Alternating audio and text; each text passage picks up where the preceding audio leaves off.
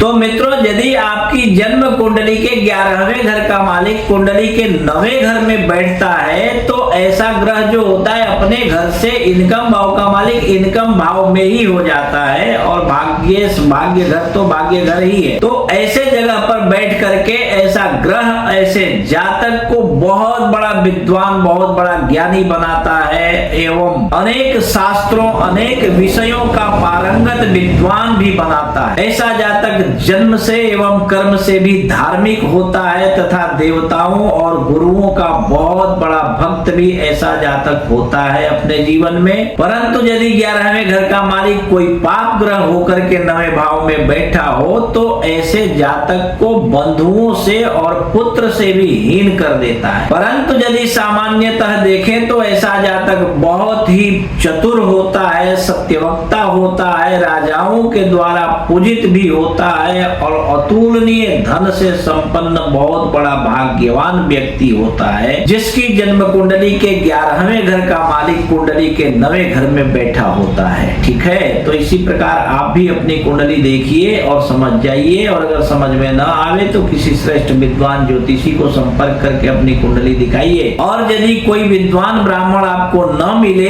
तो आप अपनी कुंडली हमें भी दिखा सकते हैं। आप देश विदेश कहीं भी बैठे हो, अपनी कुंडली हमें फोन पर ही दिखा सकते हैं। हम आपकी कुंडली फोन पर ही देख करके बहुत ही गहराई से चिंतन करके फिर आपको बतला देंगे, समझा करके कि आपकी कुंडली के अनुसार आपको आपके जीवन में कौन सा ऐसा कार्य है जिसको बिल्कुल ही नहीं करना चाहिए तथा कौन सा ऐसा कार्य है जिसको आपको दौड़ करके पकड़ना चाहिए, जिससे आपके जीवन में धन धान्य सुख संपदा आदि की लक्ष्मी की वृद्धि निरंतर होते रहेगी। ठीक है।